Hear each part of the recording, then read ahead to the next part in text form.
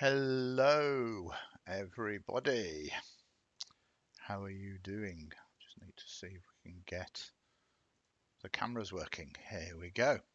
Both cameras are working. Hi there, I'm Andy from Twisted Narrative, and today we bring you episode 3 of Born of Fire and Bound by Fate. Let us first and foremost introduce our lonely cast member who has escaped from his tribe, but more of that from the man himself. Adrian, please introduce yourselves. By all means. So I am Heavy Rhino. I do variety streaming, and I decided to try and play a monster, basically. Um, so hopefully this will develop into something interesting. Um, yeah, I'm looking forward to seeing how it goes. Absolutely, and we'll do a quick recap, Rhino. Um, you were part of a fire giant raiding party. First time that you ventured from the halls, and here you took it upon yourselves a small window of opportunity to escape the terrible ty- ty- tyranny, tyranny, tyranny, tyranny is the word I'm looking for of your kin. You escaped into the woods on the borders of the Dwendalian Empire. For those of you who are aware of such settings, this is set in Critical Role's world of Exandria. Um, on the borders, the mountainous borders of Zorhas and the Dwendalian Empire, you headed into the Empire, and you very rapidly found this cave system that was populated by gnolls and worse. As you began to explore it, the gnolls were aggressive, worshipping Yinogyu, the demon lord of the hunt. Um, you also discovered that these gnolls were a raiding party, and they not only had taken goods from local communities, but had also I'm so taken. sorry to Yep. interrupt. There is somebody at my door, and Okay. I need to answer it because it's important. Yep. Sorry, I'll be Go right for back. it. Absolutely.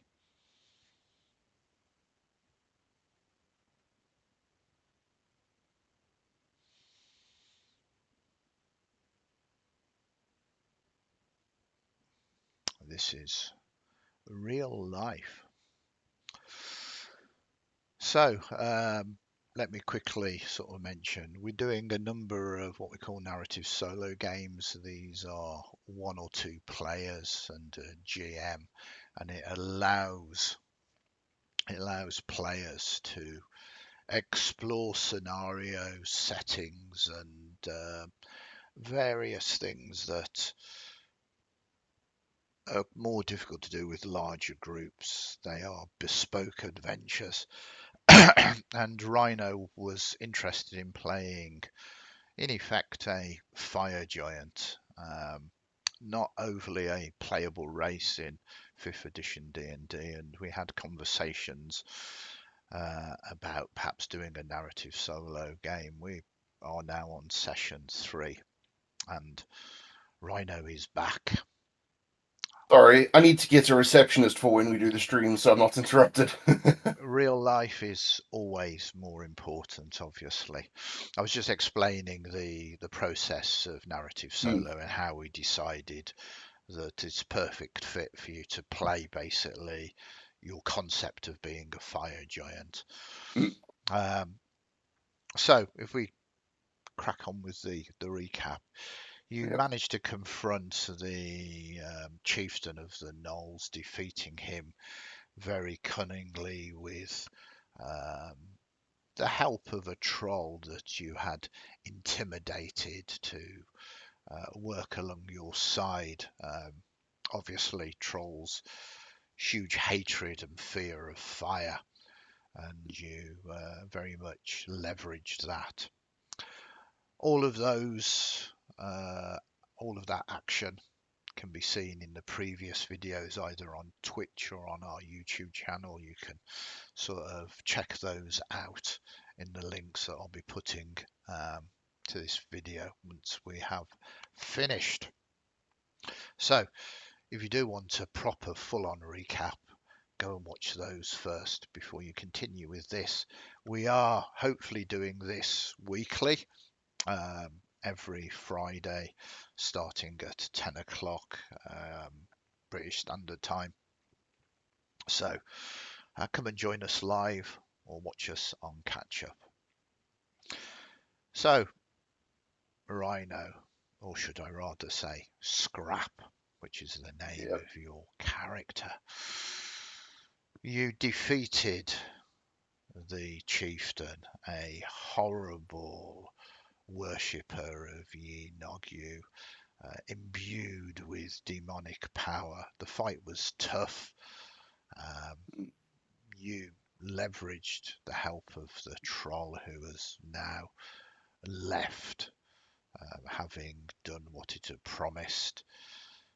You have, I believe, searched roughly the tribal room with the altar to Yep. Yinogyu, but you are aware that you left some captives caged, and there were some other goods that belonged to the surrounding settlements taken from the Yep. Knoll raids.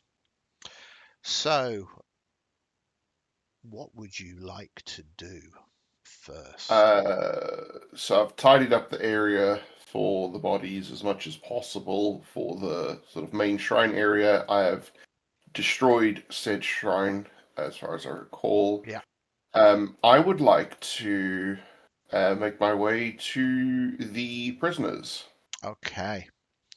So you don't need to worry too much about a map at the moment. You move through Dagger Jaw Ravine back to where you first encountered the troll and some pups, knoll pups. And yes, you can see there are several prisoners. They are looking a little scared. They perhaps at the moment are believing they are swapping one fate for another. To forgive the pun, because you're a fire giant, out of the fire into the frying pan. Most definitely. So there's a couple of things I'd like to do. I'd like to assess how long does it look like they have been in the in this prison area. It doesn't really take a roll for you to look. They are hungry but not starving. Hmm. Some of them are semi-injured, but it's all superficial. You have a feeling that the Knolls had another purpose for these. Hmm. Um, you would probably estimate no more than a couple of days. Okay. Of Um. course, you could always ask them. Yes. So what I would like to do is have a look around to see what food is actually available. Okay, there's a fair amount of food stuff here because, as you remember, in the southern part of Hmm. this cave, there is the bulk of trade goods that have been taken from caravans. There are barrels of alcohol. There are Hmm. bolts of silk and other cloth. There are Yeah. ingots, not gold or silver, but of iron. And there are, of course, sort of sacks of grain and various Right. other sort of foodstuffs that are stored here as well. Okay. Um. So before I release them in their entirety from the cages and so on, Mm, I don't want to scare them off. So I want to specifically and methodically go through, find a cooking pot or a vessel of some description, mm. and I want to try my very best to make them some food. Okay, let us see. What I'm going to say is that you're an artificer. So you are skilled in all forms of creation of items, and cooking is certainly one of them. You probably, during your times of the um, of your, it's not so much incarceration, but your times during the um, halls of the fire giants, your kin, you perhaps Mm, had to make meals, not necessarily for yourselves, but perhaps for um, the other slaves and the like that were taken there from their raids. yeah. Um, so you can give me basically, let's have a look at your skills. Um, I think this is going to be an intelligence check, but with proficiency as well. So you've got +7 to this. You've certainly got the ingredients. And of course, this isn't really a success or failure. You're going to make something, but this is It's just just how whether or good not it. they get the runs afterwards. Yes, yes, absolutely. um, so +7 for an intelligence check. Yeah. So I Uh, mean, you where could, for is instance, roll investigation, which has got your Yeah, +7. I was gonna say I can roll investigation, just save messing with other things. All very nice. So a 23 is very, very good. You make the very best of the ingredients that you've got here. It smells good, and you can see that they're all curious at first, perhaps fear in their eyes, because as you start getting the pot out, they are wondering whether they themselves are going to be part of your meal. But it rapidly becomes um, obvious that you are perhaps cooking some food for them. Mm. So once I have something that at least looks somewhat edible, Oh, um, it's absolutely. I mean, a 23 is very good. okay. Uh, So I just want to be as obvious as I can about it, just so that they are aware I am making this. I am not trying to poison them, so that there's um no hesitation about it. And I will like I'll try and make up some bowls and put it in front of their cages, and then I will try and unlock the cages themselves. Perfect. I think you have probably found um, some keys and the Mm. like on everything else, so we don't need to do this.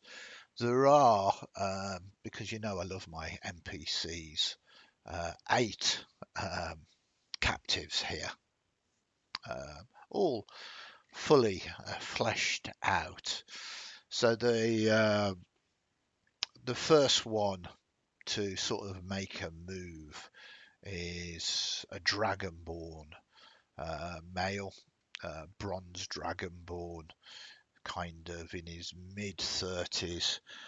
One eye is clouded from an old wound, and he's the one that steps forward. So Um, what I want to do is I want to unlock the cages, and I want to peel back with my own bowl of the food, so that I'm not like at the door, almost trying to be imposing. I want to step back, yeah, and I'll sit on the ground, just cross my legs. I'm trying not to be a threat. I'm just going to eat my stew, soup, whatever I've made. perfect. So you do that, and this dragonborn sort of steps forward, and he looks at the food, he looks at the people behind him, and he's being kind of relatively protective, and he says, "Do you understand me?" It appears as much, yes.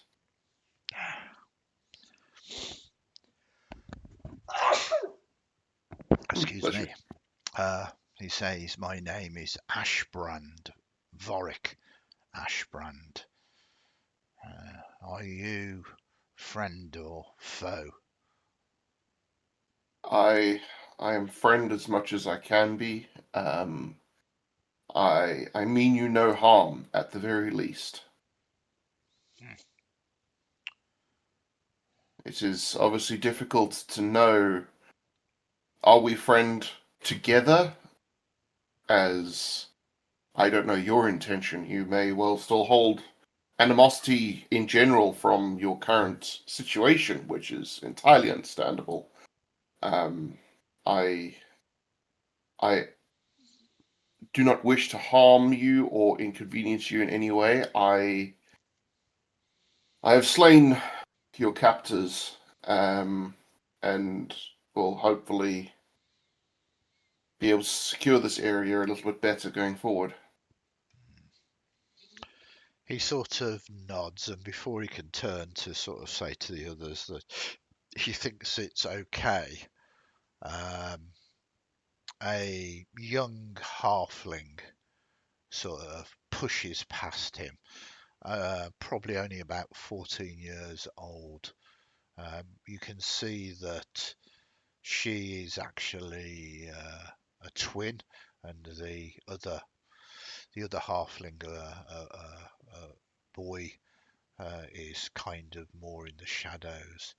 And she says, "Hey, I'm Mira. Uh, um, thank you." And she just runs forward and attempts to give you a hug.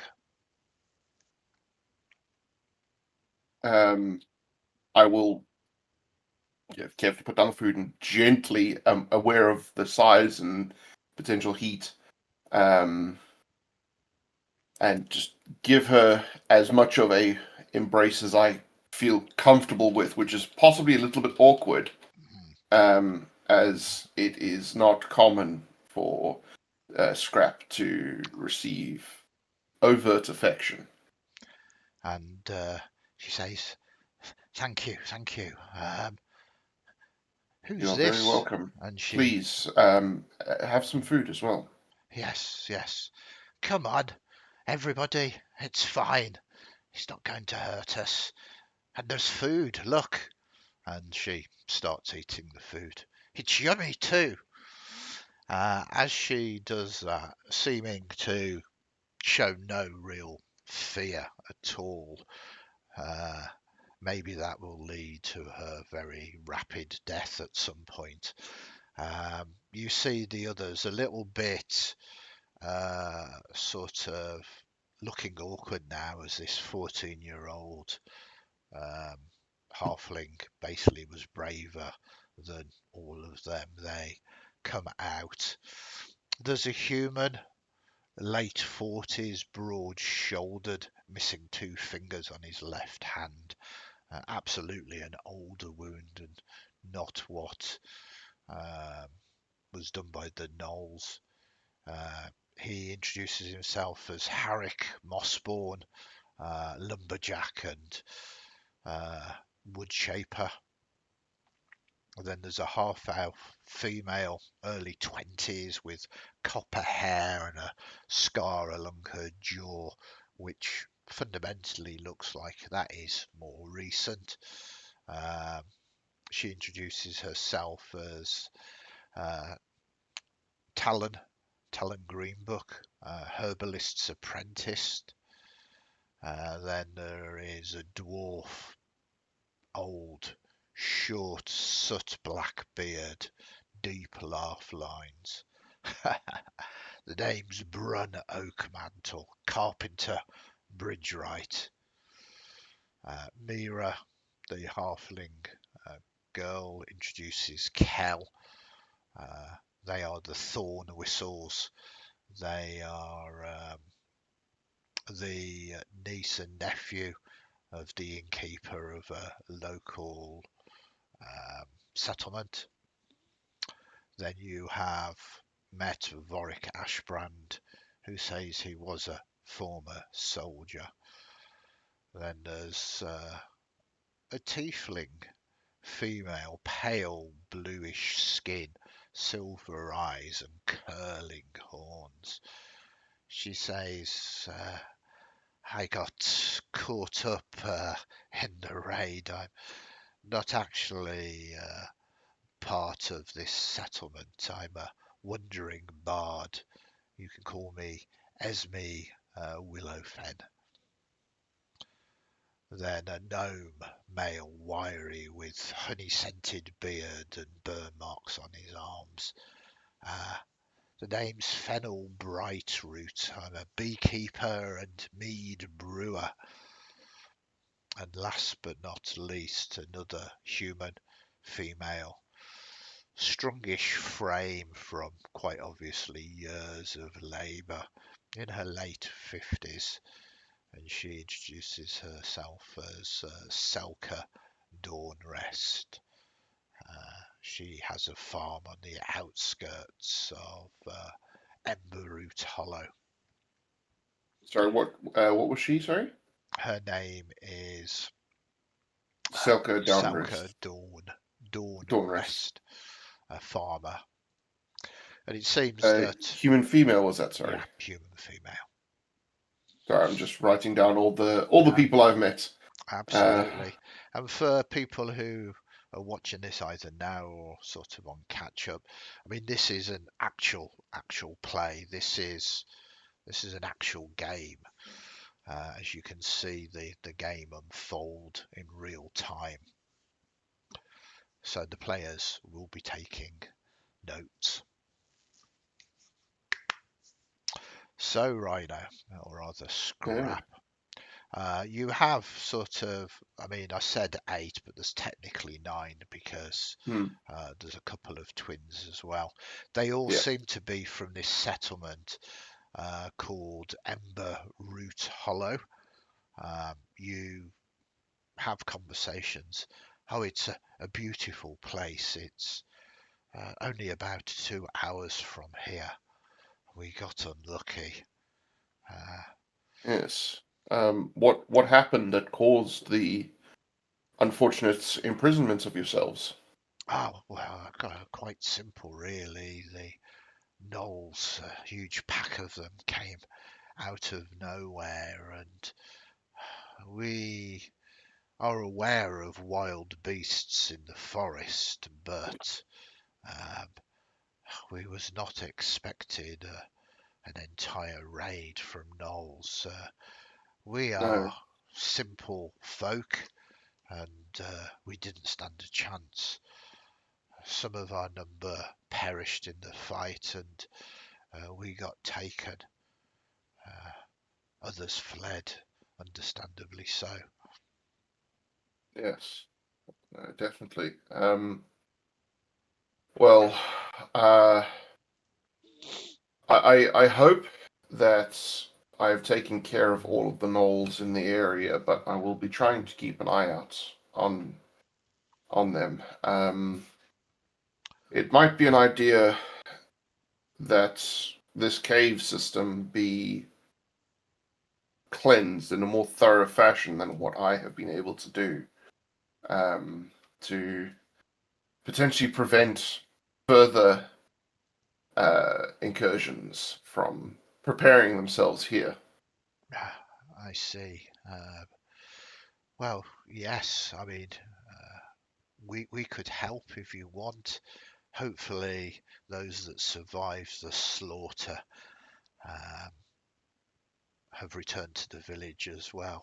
If you need anything from us, we are Yes. but a couple of hours away.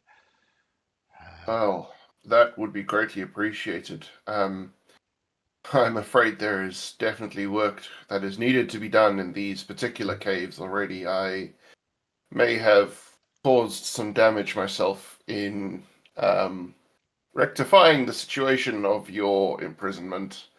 Um, Speaking of imprisonment, there is one other thing before you leave that I do not want you all to be terrified of.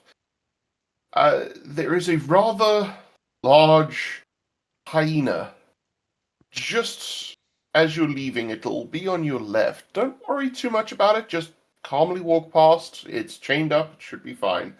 I am trying to tame it myself so that it could possibly help to protect travelers even going forward. Okay. Um, yes, we will.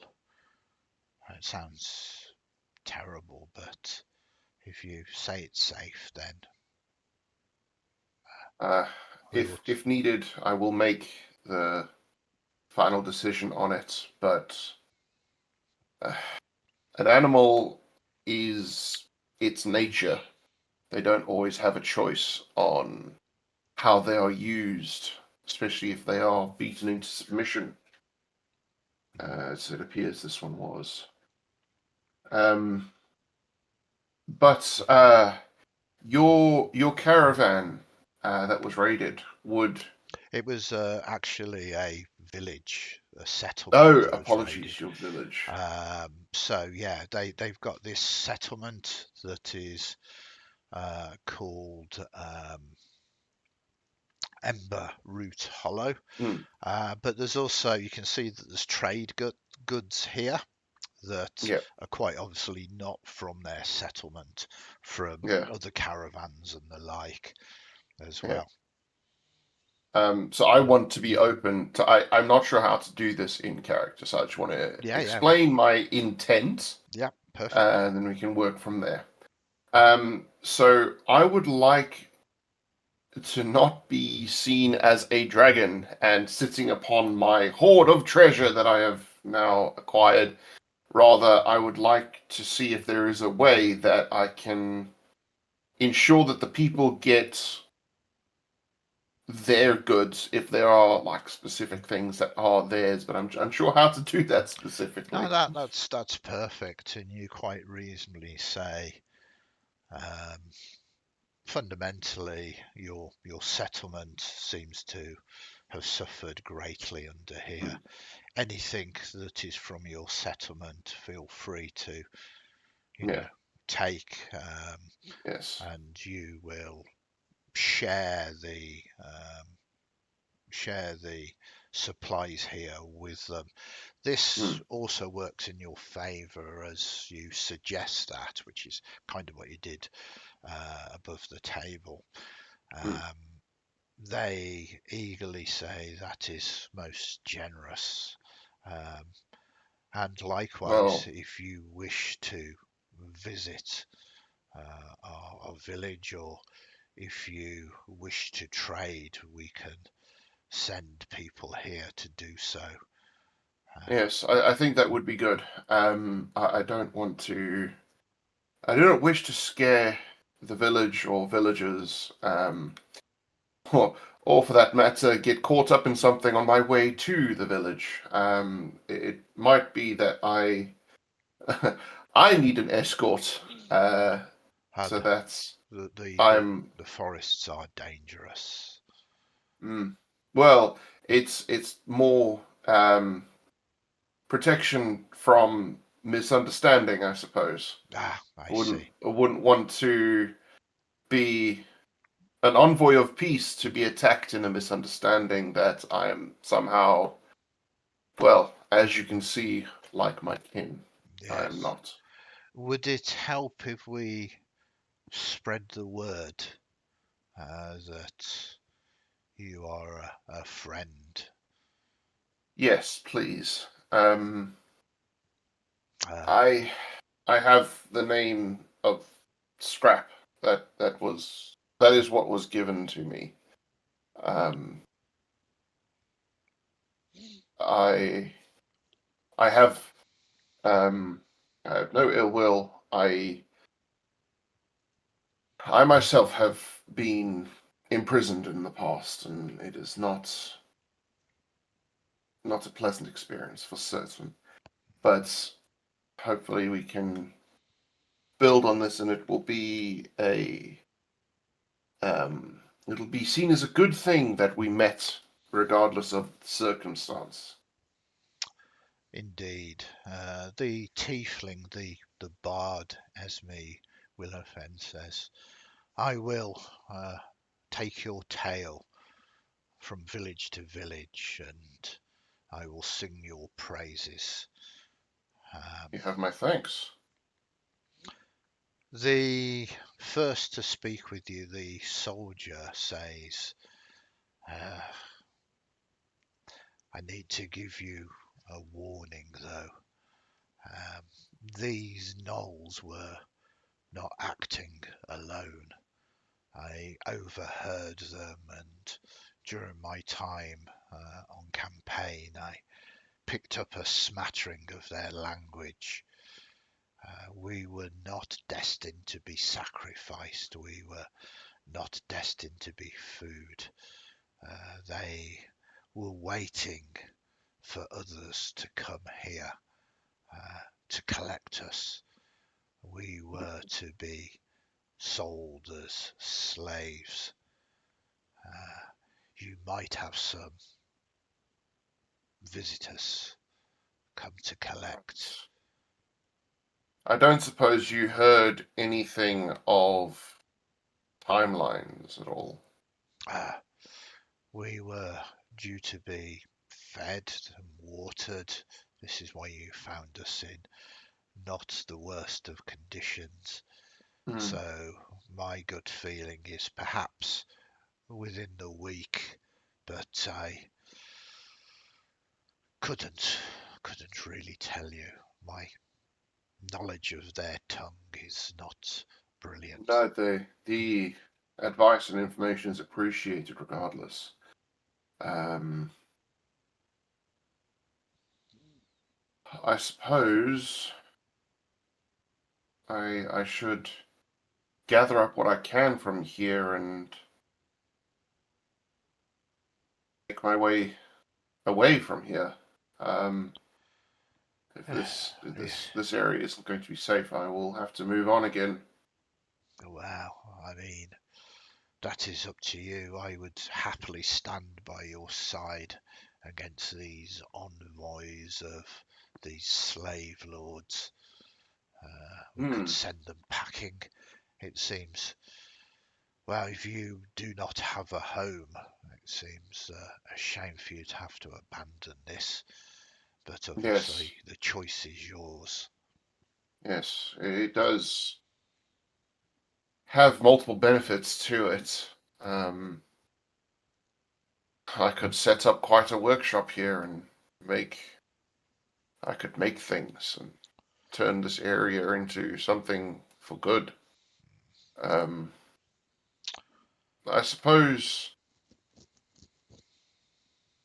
if we could work together, if I could convince yourself and others to work with me, it could potentially, um, yes, we could potentially turn this into a fortress that, should a raiding party be spotted, the nearby village could even come seek shelter here.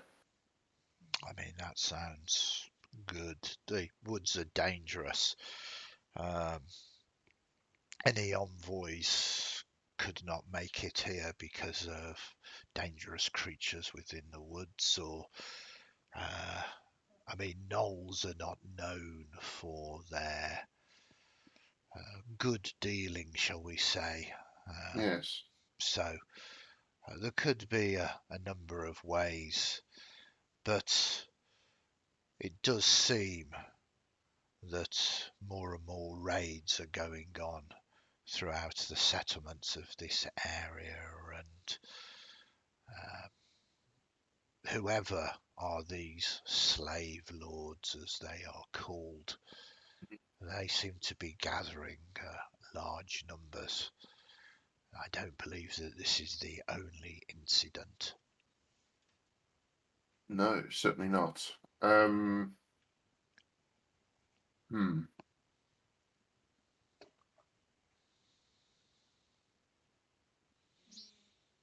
I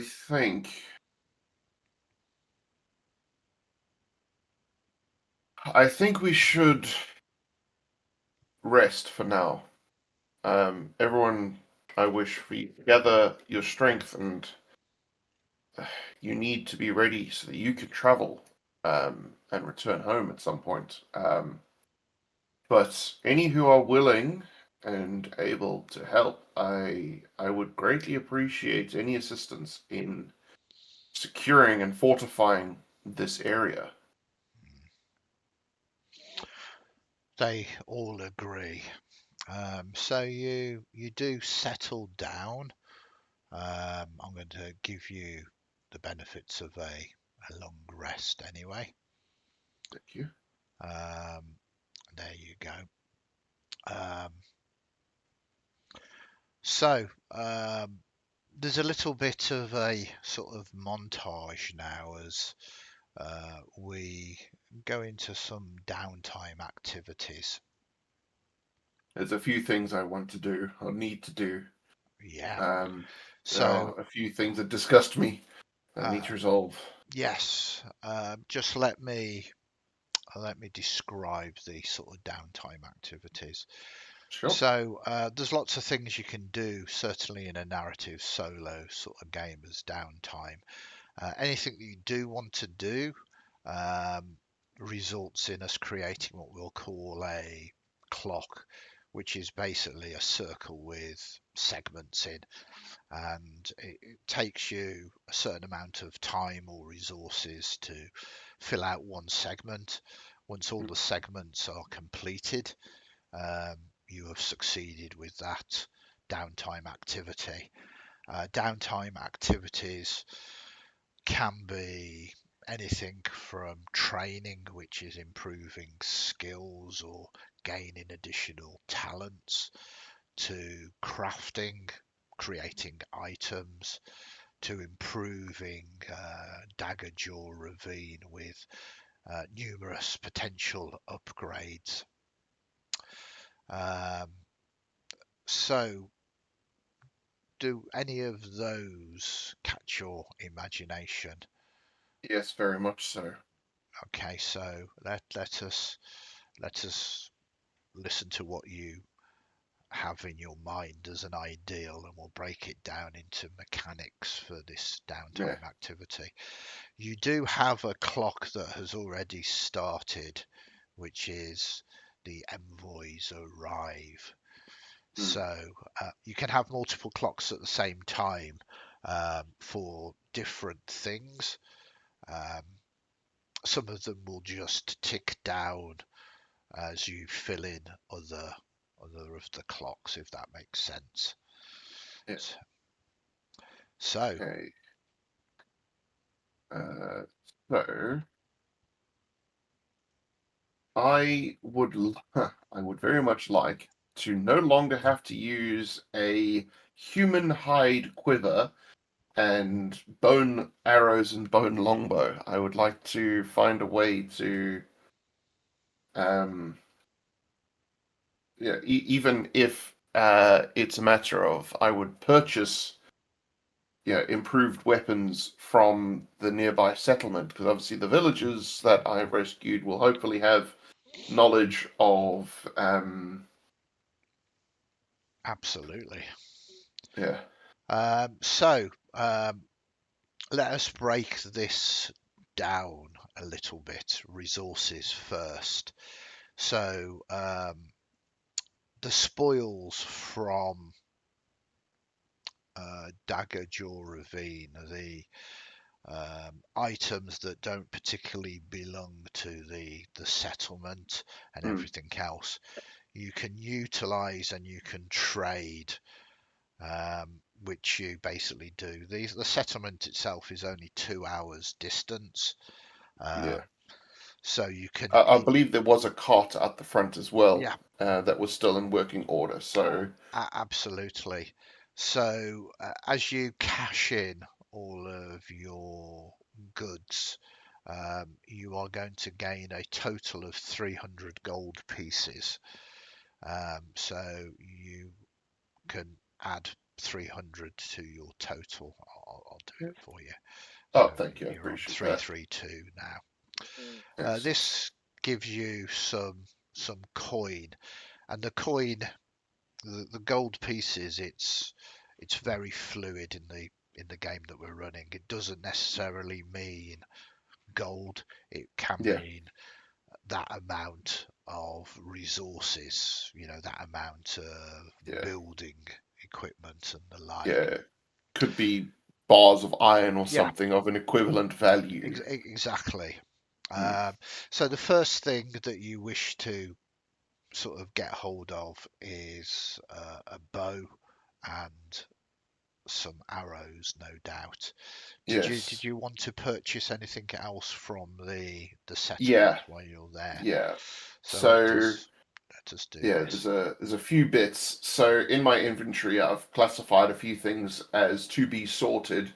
Yeah. Um, so there's uh, do-do-do.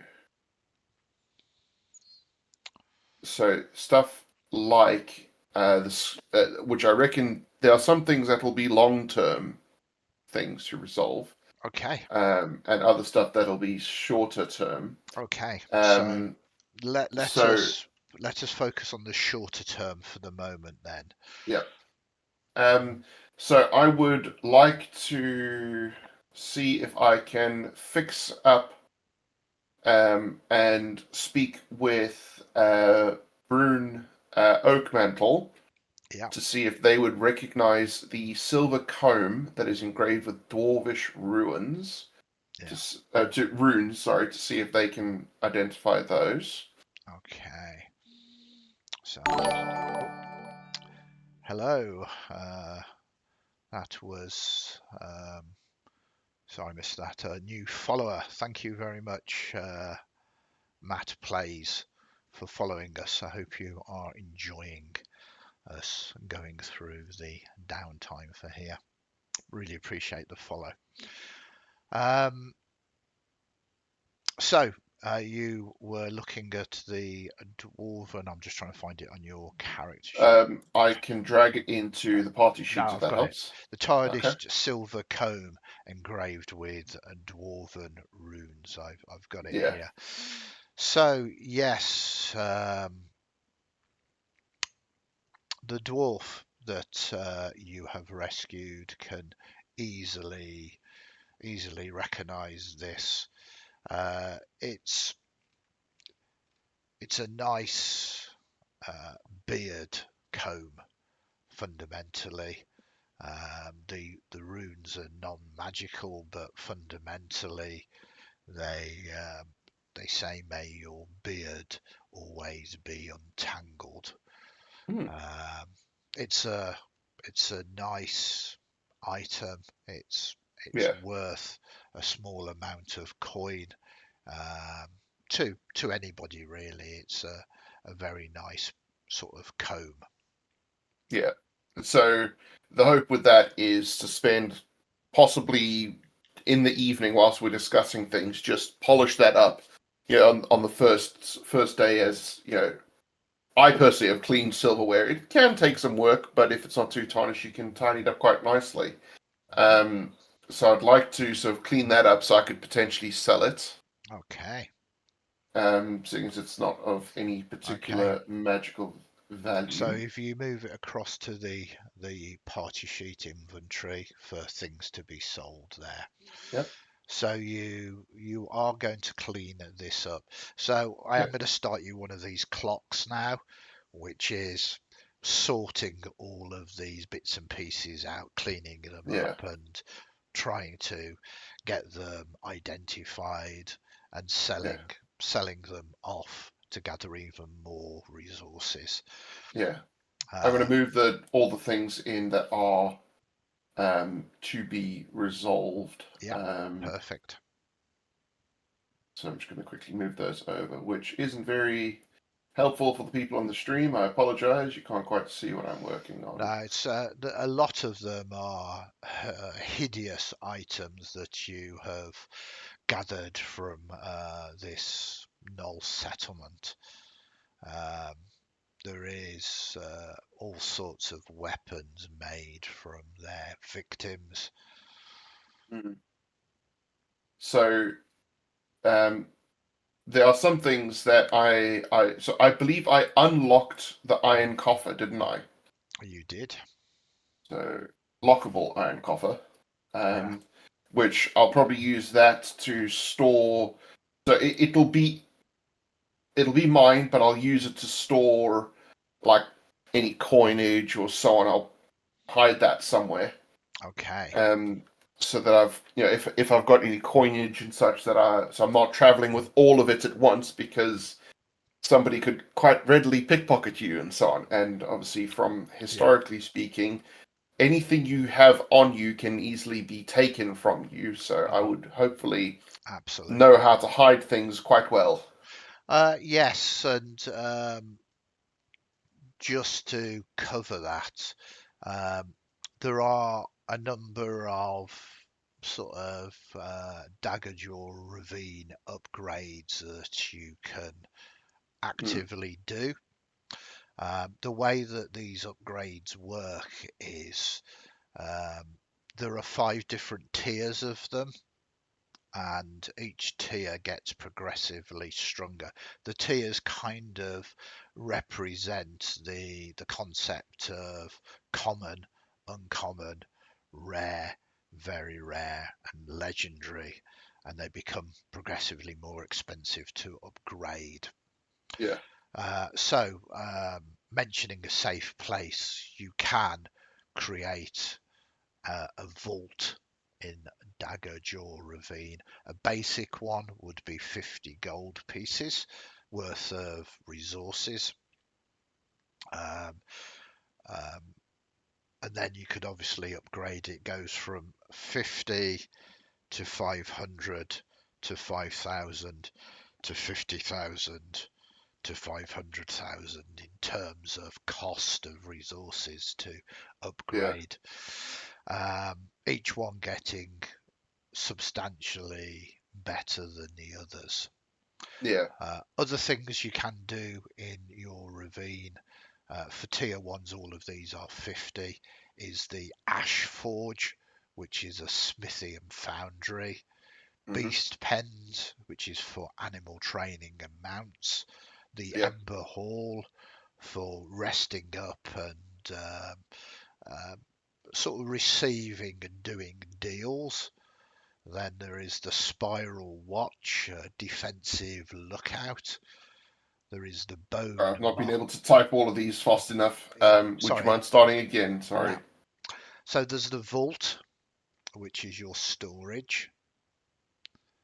The Yep. Ash Forge. I can put these into, That would be helpful just so I can pull them over yeah, chat. into into my notes and so on. No, I don't mind doing this at all. So there's the Ash Thank you. Forge. I think you've got the Vault already, haven't you? Yeah, yeah, yeah. And then there is the Beast Pens. Hopefully this is coming up on the stream as well. Yeah, you can see it on the stream, which is good. And then there is the Ember Hall. And you're not limited to these suggestions that I'm giving you. If Yeah. you can come up with other things that you would like to do, you can absolutely try and do those as well. And then there is the Bone Market. No, that sounds ominous. Boom, boom, boom. Then there is the Crucible Pit. So there is certainly quite a lot that can be done. Oh, I mean, you're only bound by your imagination. These are things that I've created for you. Mm, Um, but um, there is whatever else you can think of as yeah, well.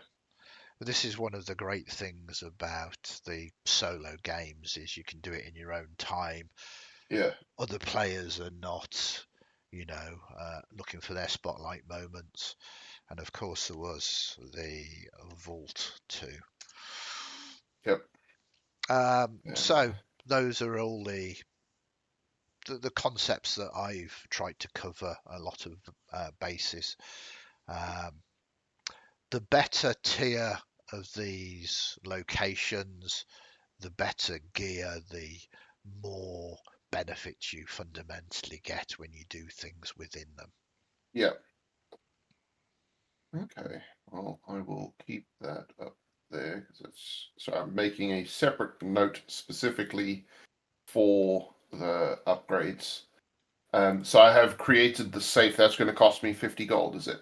50 gold, which will create you a sort of vault area. This is a storage area, which means fundamentally, unless something incredibly bad happens, anything you put in there is considered to be safe.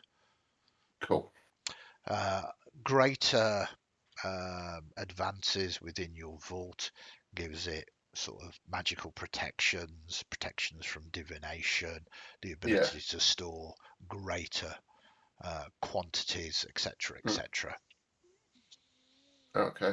So I've written that down. I've got level 1 created. Okay, Um, so tier one, yep. tier one vault, perfect. Yep. I'll create that just so I can Uh, store some stuff and keep it safe. yeah, so Um, this is going to cost you um, 50 gold pieces. So yep. Just knock that off the total I had. yeah, perfect. Um, so I would like to acquire uh, better weapons and so on, and I'll be looking for tools and so on. Okay. So there's stuff that I don't want and I don't think I could sell, but they need to be replaced. Okay. So we're looking at the the arrow and the longbow and so on, the arrows and longbow. Hmm. Then there is the flail, which I believe was all kinds of messed up, made Yeah. out of skulls and so on. So um, I'd look to get rid of as much of that as possible, and if there's anything that I could sell or get any more information from, that would be useful. Yeah. So obviously you'll know roughly what these things are worth, and please let me know if there's something that I am inadvertently overlooking Yeah. that No, would be. absolutely. Um, Sort of tabletop role play games are all about communication, and Mm, it kind of frustrates me when GMs go, ha ha ha, you've missed this, when that mm, information hasn't been given to the player in the first place. Uh, yeah. yeah, you have to, as far as I'm concerned, when you're running games, have to put yourself in the shoes of both the player but also the character, and what the character would, know by default. You have to Mm, assume that they wouldn't do silly things. yeah. um, Fundamentally, I'm on your side and I'm here to help you tell an epic story, sometimes with Mm, peril and potentially danger. But, I'm not going to let you make stupid mistakes because you misunderstood something. Um, as you quite know, I am prone to misunderstandings. it's very difficult, um, particularly online, for communications to fully be understood. Mm, Um, so, talking of communications, if you now go to the character selection on the old Fantasy Grounds, for people that are watching me using Fantasy Grounds Unity as our tabletop of choice, I highly recommend it. You'll see that there's a new character in there for you to be able to access. ah, That is Jagger Jaw Ravine Vault Tier 1. You can cool. now open this up as a actual character, and Okay, what you can do is move from your inventory to it. So got it. you can store the items, and then you can instantly access and see all the Mm, items that you have in your vault. This way, I like then, that.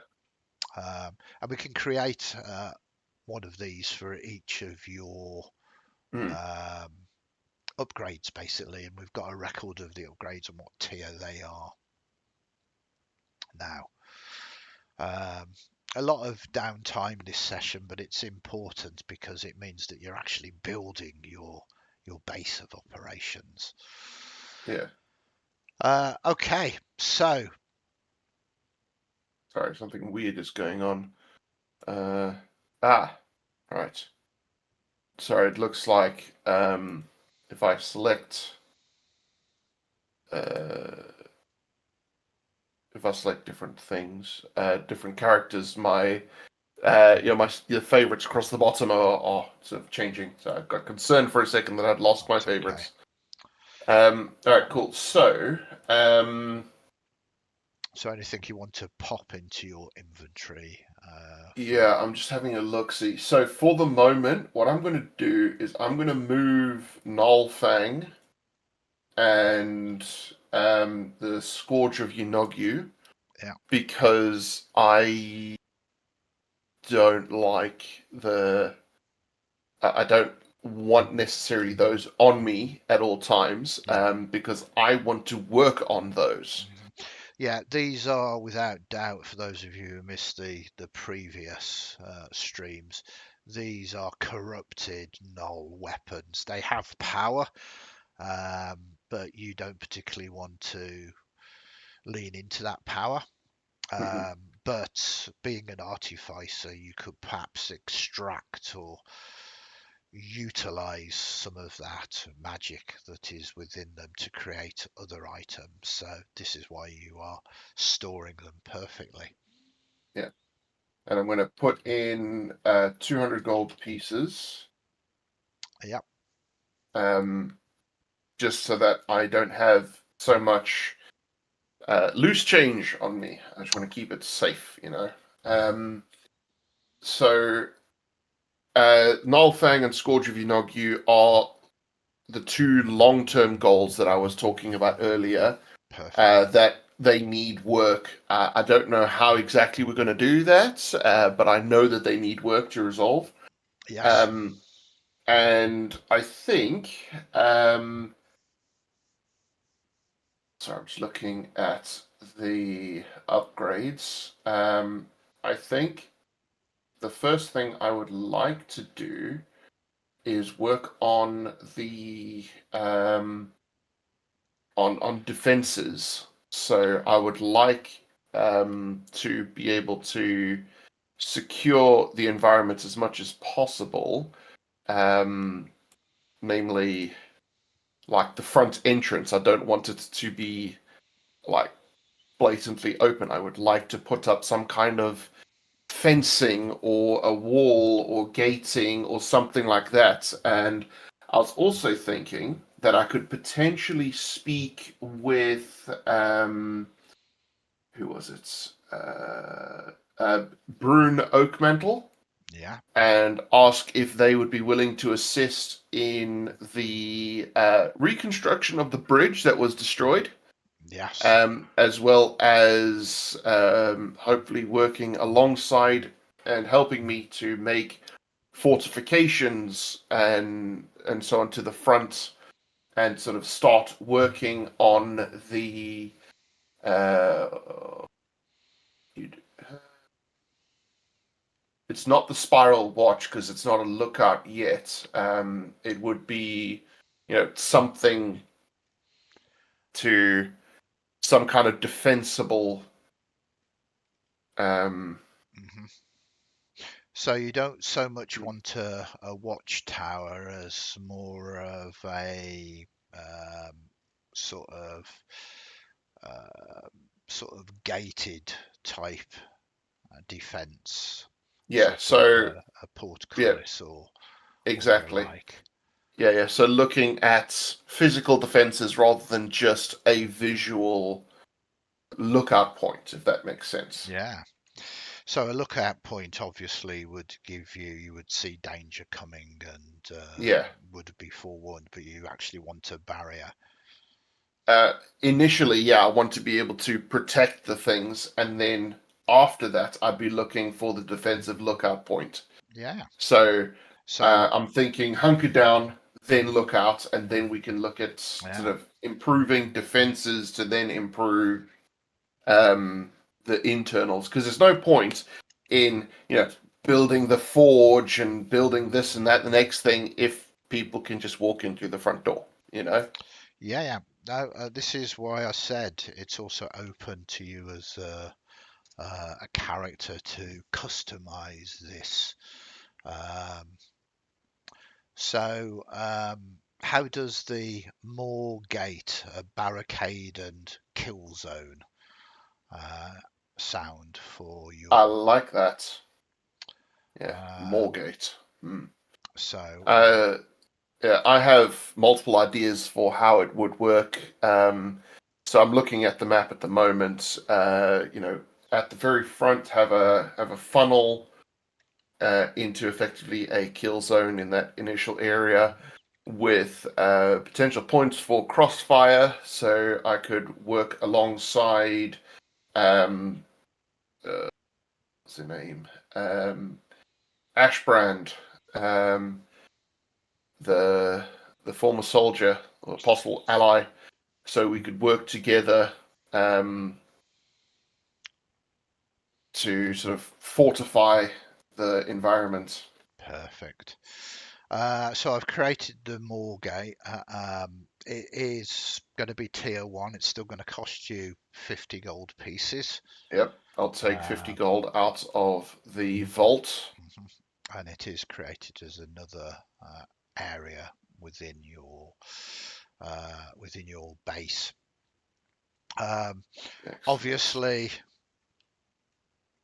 it's not the strongest or the best, but you rapidly, over a few days, really, uh, create this barricade and Mm, gate system so that you have got a degree of defences. yeah, Fundamentally, it's wooden palisading and the like. You've yeah, not had the time to, but bind it with metal or the like.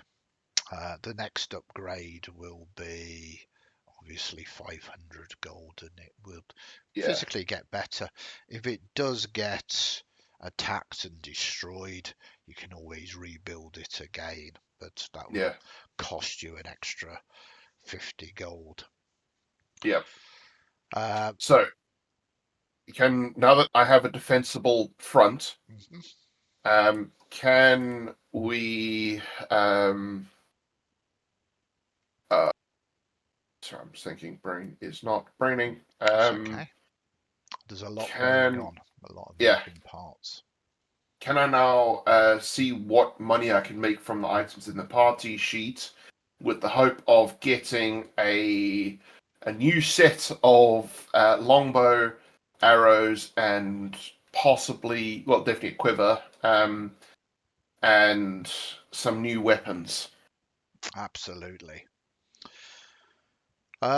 So you don't get very much for um, the bone arrows, bone No. longbow, and the human hide quiver. Yeah, Uh, those I kind of assume would be mostly throwaway unless it was someone's family member and it's like, well, this is, yeah. you can bury this type of deal. So the leather mast shaped like a hyena's face is certainly a curiosity. Um, you would get a few sort of silver pieces for that if you wanted to sell it. It doesn't appear to have Yeah, any enchantments upon it, yeah, um, but certainly Esme, the bard, the tiefling bard, says, I mean, I would take it from you yeah, as a token. I could perhaps use it as I perform, telling yeah. That your would be, story. yeah, that would be very cool. Welcome to it. I don't have a lot of coin, but I could give you 5 silver for it. Please take it with my best wishes, and hopefully it will assist in the story. Okay, and yeah, repercussions. You give it away for free, and you get Yep. the feeling that she is absolutely going to tell your story. Um, And I would like to speak with Talon Greenbrook regarding the strange sealed vial, as they may have knowledge of herbalism. It could be a potion or something like that. absolutely. Um, can you roll me again a Arcana roll? This is you can have this with advantages. They sort of help you. Uh, Oh, hmm, very nice, 21. So between the two of you, you do determine that it is a magical potion.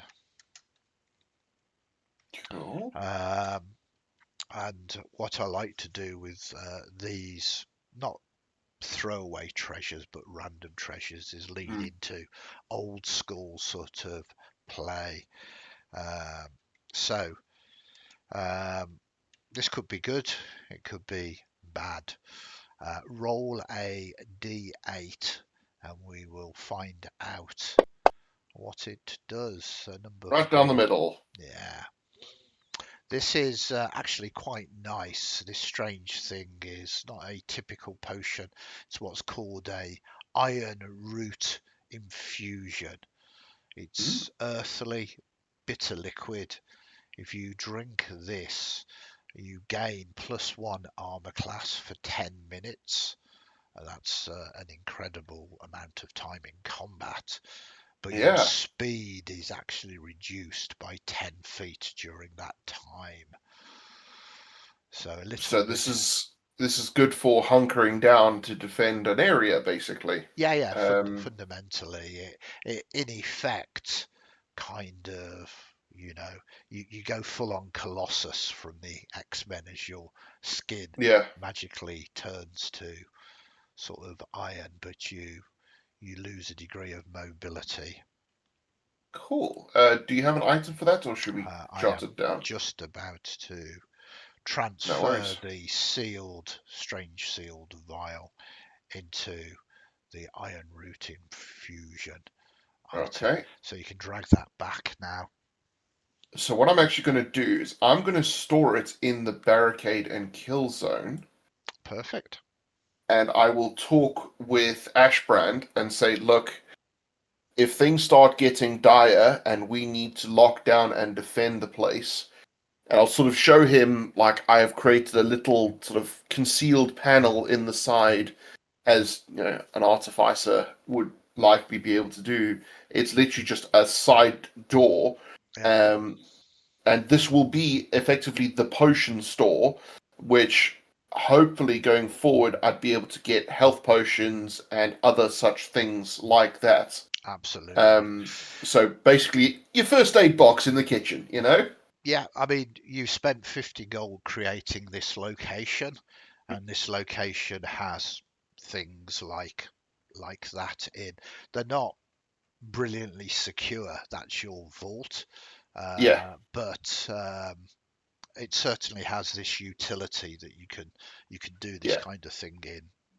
I'm yeah. loving the world building of all of this. Okay. Um, so, did we sell the comb, or is You haven't sold it at the moment, but you can sell it. yeah? I mean, It's I'll talk with sorry, trying to remember all the names. I have thrown a few The NPCs out there. Brune Oakmantle again. See if it's something that if he would know what its value would be, or if it's purely, if the value is purely in its ornamental nature, and it would sell to whomever for whatever they would be willing to pay, effectively. Yeah, he says it's a nice piece of craftsmanship. I mean, the actual value of base metal is not particularly great, it being No, silver, but it's done.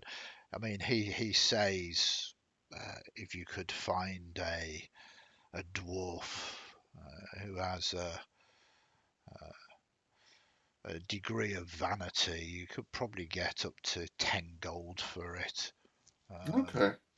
um, A merchant would probably buy it off you for about half that much, and then Yeah, seek to double their money trying to find yeah, a dwarf. yeah. I know the deal with merchants. I would presume Mhm. there would be some dealings from when I was a slave, Yeah, yeah, absolutely. having to transport things to the merchants to sell and so on and so forth. So it just Okay, depends. You could easily sort of sell it now for 5 gold, or hold on to it, and you would okay, perhaps double your money. Perhaps gaining even more money once you create a trade hall. Um, yeah. All so right. Well, I will keep hold of that, and I will put a marker on it, just saying to sell. yeah, Okay. Then the slave branding iron shaped like a coiled serpent. yeah. Um, It is is a it? functional item, quite obviously. It's not something that anybody would be particularly interested in purchasing sort of No, locally, but it no. does give you information. Yes. The coiled serpent and the branding. This is designed to obviously brand slaves. So this must be, you come to the conclusion quite logically, that this coiled serpent shape must be the sigil of these mysterious slave lords. Hmm. Okay. Well, what I'll do is I want to take the sigil off of it. Um, so obviously a branding iron usually has a fairly long handle. You put it in the fire, you poke the thing, and Yeah, so I want to take just the sigil off, or even just create a rubbing of it, yeah, because regardless, it's iron, so it's a useful material, and I would look to um, melt it down or reforge it into something, potentially uh, adding extra armor onto Mutt in the future, or just okay. purely recovering its value, as it were. Yeah, so you can destroy this item and use the remains from it. You're not going to get a lot, but that can Hmm. increase your gold by 2 gold pieces. I'll put it Okay. into this party sheet at the moment, and then we'll transfer Okay. it. Got it. Fundamentally, as I said before, the gold represents not just coin but resources, basically. Hmm. That leaves 2 more items left. So what I just want to do is I want to add an item which will be, um, say, a tracing of the brand or something. Yeah, yeah. You say imprint of brand. Yeah. Sorry. Oh, it's a coiled serpent. Okay. Cool. Okie dokie. You get a feeling that you might start becoming very familiar with this brand. Yeah. Well, initially, if I can't describe it, I can show people. So when I go to sell things and work on things, I can at least try and find out as much information about, have you seen this thing? Do you know anything of it? Anything like that. Absolutely.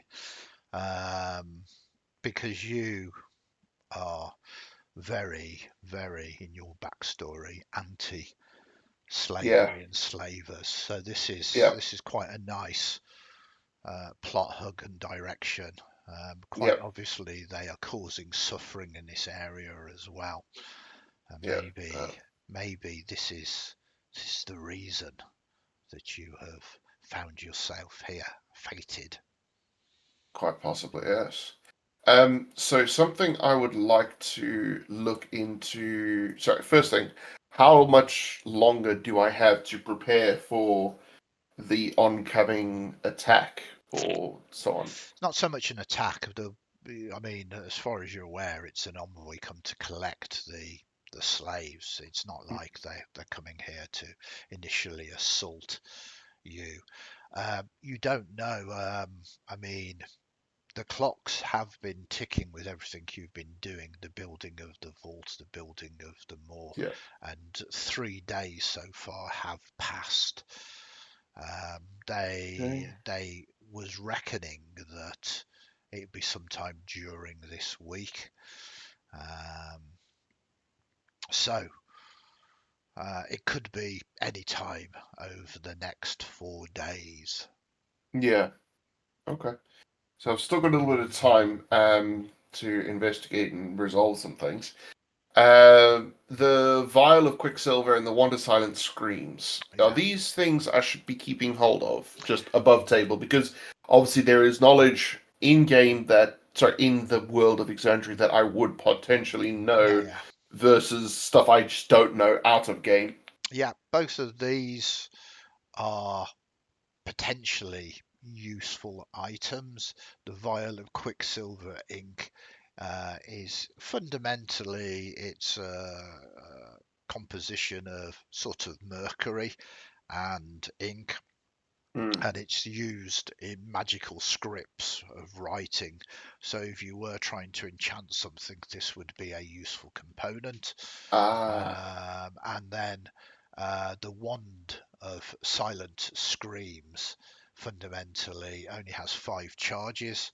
But when you release a charge, it silences all sound in 10 feet around you. So okay. potentially very good. Yeah. Uh, Um, it is a finite item. You know, once the 5 charges are used, yeah. it becomes useless. Um, Obviously, both those Okay. items have monetary value, Yeah. but you would only get half of the value that they're actually worth. So if you think you might have to use these things at some point, it's better to hold on to them. Yeah. Um, the one of silent scream I don't know about. Uh, I would ask for your advice on that one because I think it could be something of value that would be sellable. Um, Oh, absolutely. You would find, because you have made sort of contacts with this settlement now. yeah, You can trade goods. You're not going to get a brilliant price for it, but it is a finite magical item. You'd probably get 25 gold for it. You'd probably right. buy something like this for maybe 50 gold. So Okay. again, it could be something that you just want to store until you open up your own trading post Yeah. where you could Okay. attract individuals that want to Yeah. trade with you, both in terms of bringing goods to you, but also you selling goods. Yeah. Um, it depends whether you are desperate for the coin immediately or not really. Yeah. I'm more thinking like I need to set up. Um, I need to set up a couple of things. And I'm aware of timelines and so on because I either need to buy or make improved weapons. So buying those, let me give you the 7 gold that you have extra Thank you. got on there. So the items that you wish to potentially purchase, you wanted, was it a longbow? Yes, I'd either need to look at buying a longbow or potentially making one with the assistance of the carpenter Hmm. and possibly the lumberjack. I mean, I think the lumberjack would very much be beneficial to help in the creation of improved, uh, just general items Yeah, I around the mean, place, like improved beds and so on and so forth. Yes, this is again something that sort of comes as you get your great hall, which is your living accommodations and Yeah. the like. So a longbow would normally cost 50 gold because you have made friends and rescued people from this village. You could possibly pick one up for half that amount, so 25 gold if you Okay. wanted one. Oh, sorry. I just realised I have other stuff I need to get rid of, like the crossbow. Mhm. So I'd sell that for, possibly even use it as a trade-in, Yeah, so I could. so you get Um, 12 gold pieces for the crossbow. cool. Uh,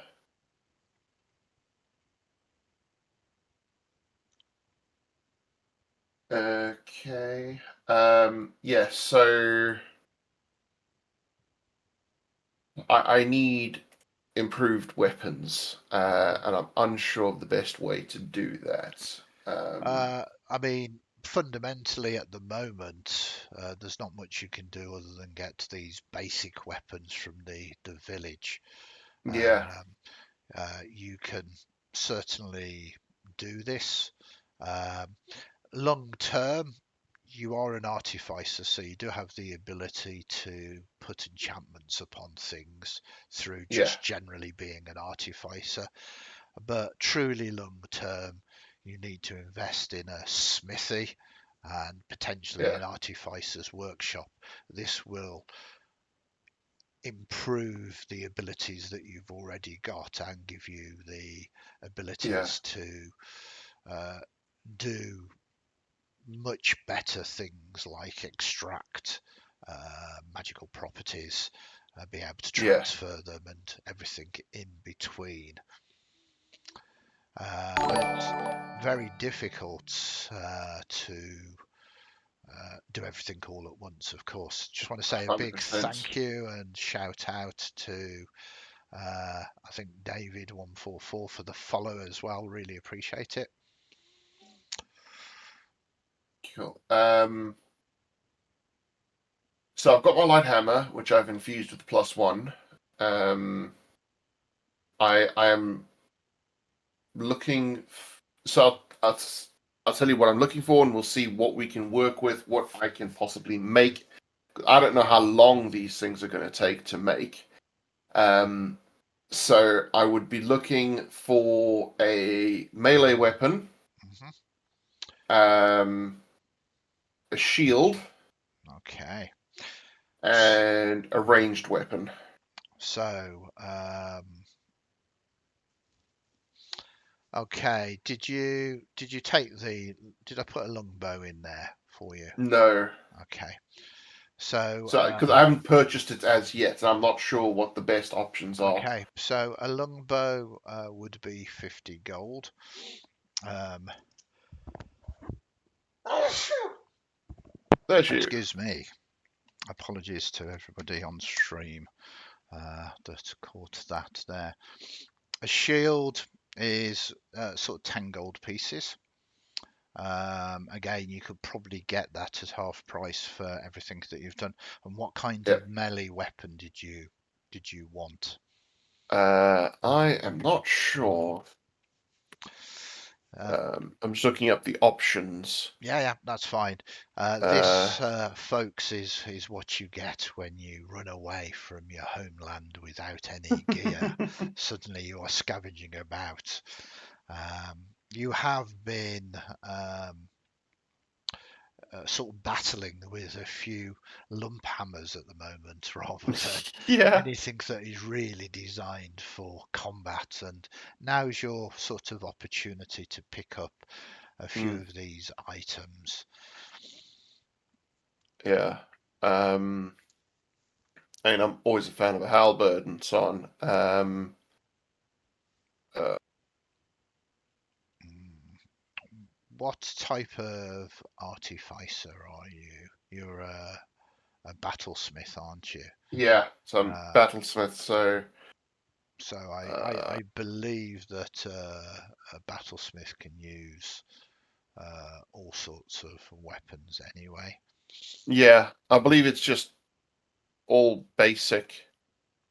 Yeah, simple martial weapons. no, that's right. So at third level, you are fifth level now. Your Yeah. combat training and your experiments with magic have paid off in two ways. You gain proficiency with martial weapons. When you attack with a magic weapon, you can use your intelligence modifier instead of your strength or dexterity modifier for the attack and damage rolls.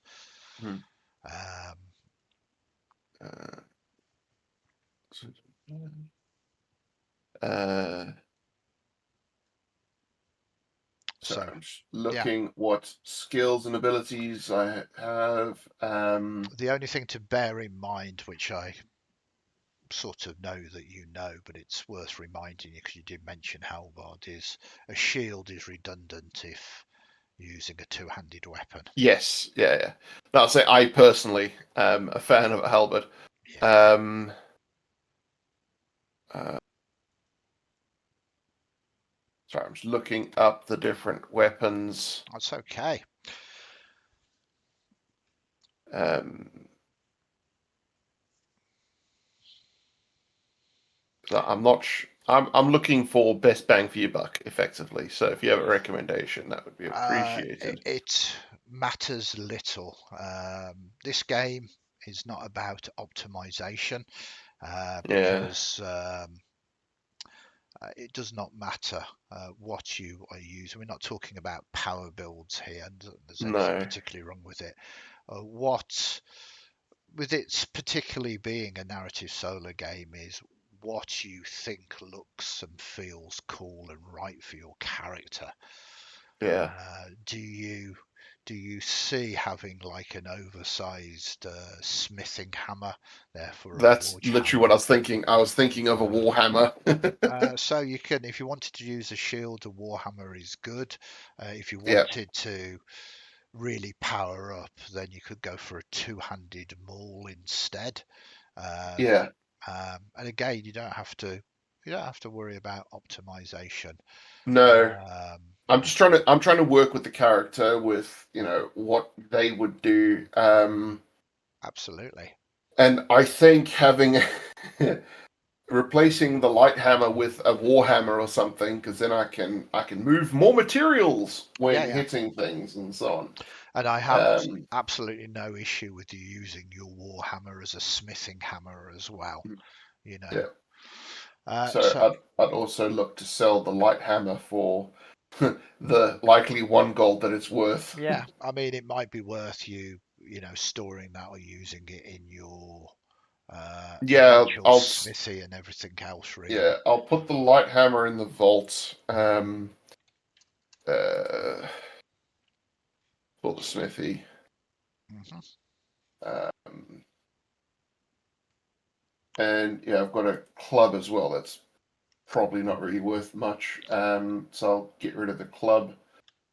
Um, Perfect. yeah. So So, uh, I mean, the Warhammer get is rid of that. absolutely an upgrade to your weapons. Tis a Yeah. martial weapon. Tis versatile, which means you can use it single-handed. You can use it Yeah. with two hands, doing slightly more damage. We will pop that across to there. Yeah. We And will, I'll take those three. yeah. So you would And purchase all of these at half the gold price. So it would be 25 for the longbow, 5 for the shield, making that 30, and we'll just call it 7. So 37 gold pieces will get you all of those awesome. Thank items. you very much. It's very much the villagers at this settlement that are very Yeah. appreciated with your activities, your Yeah. freeing of them and helping them. So what I will do is I will.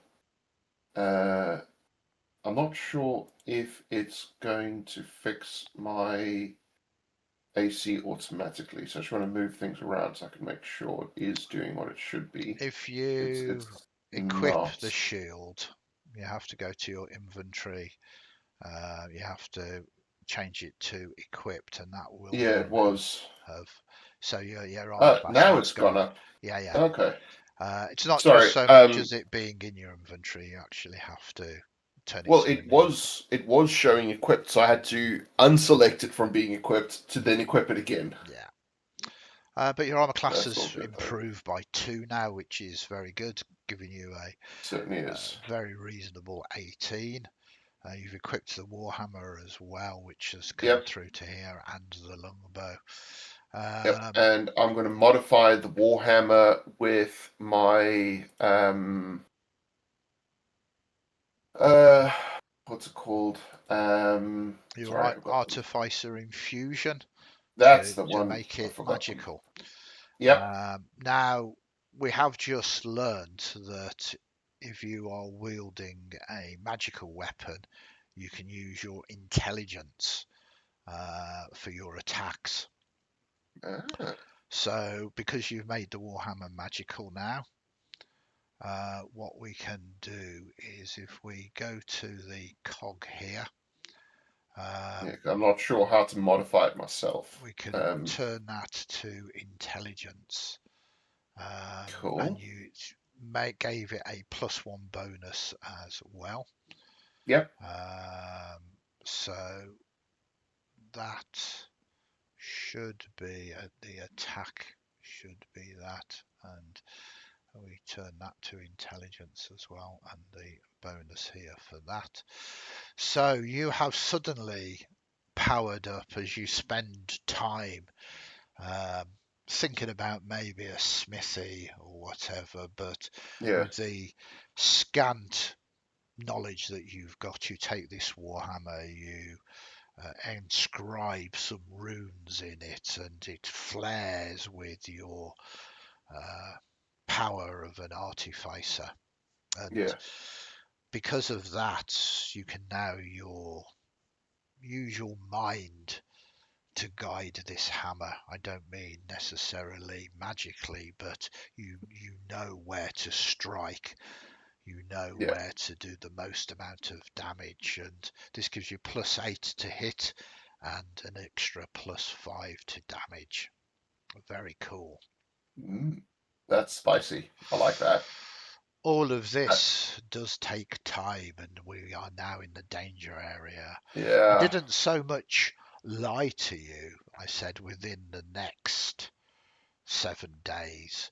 The Yeah. first 3 days, there was no chance, no percentage chance of them Mm, arriving.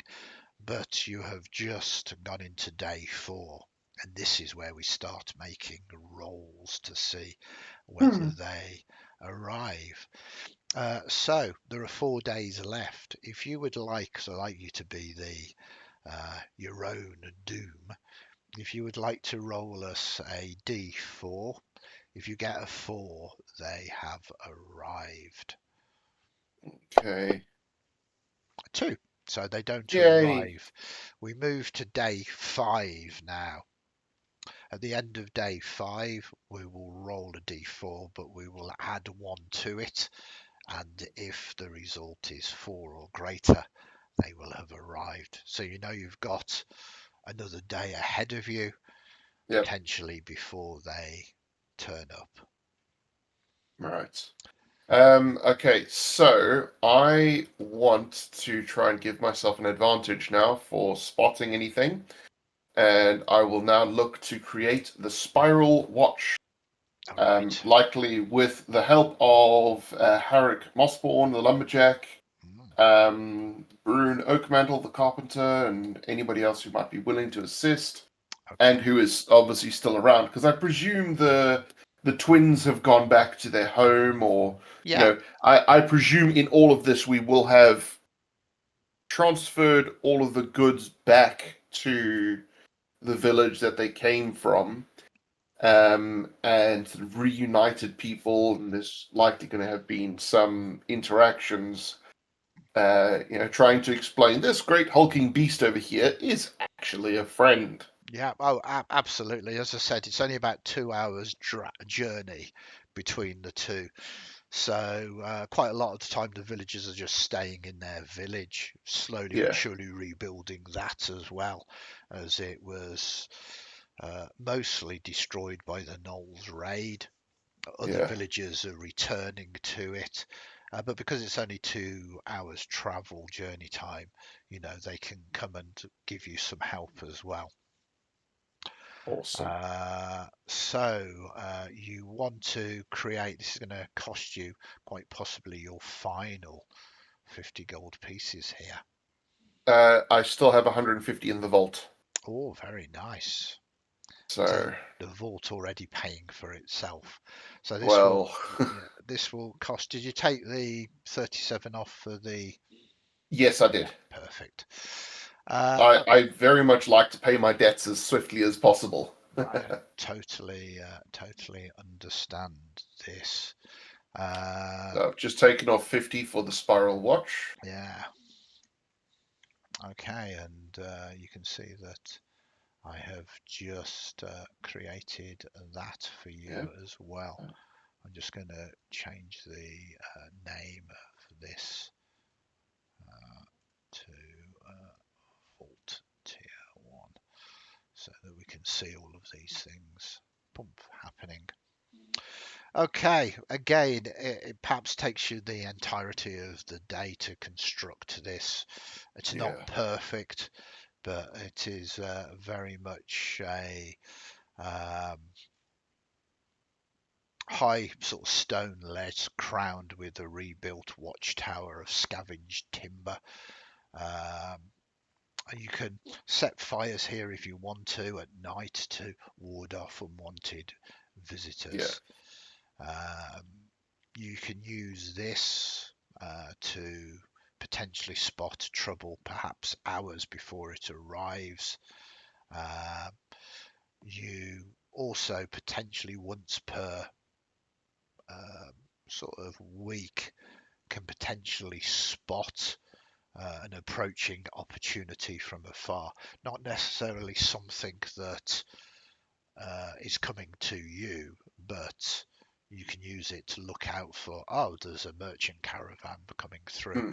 or oh, there's a marauding band of outlaws. Yeah. Potentially a interaction that you could choose to interact with should you wish or not. Yeah.